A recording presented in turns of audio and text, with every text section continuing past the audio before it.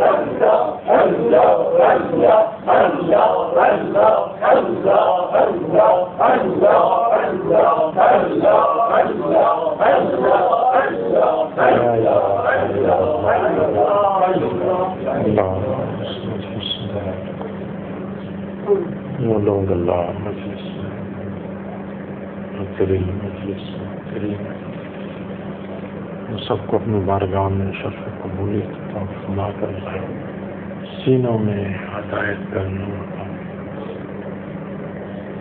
ہماری اس مجلس میں کسی ایک کو بھی رات نہ فرمائے. سب کو اپنی بارگاہ میں شرف قبولیت. صلی اللہ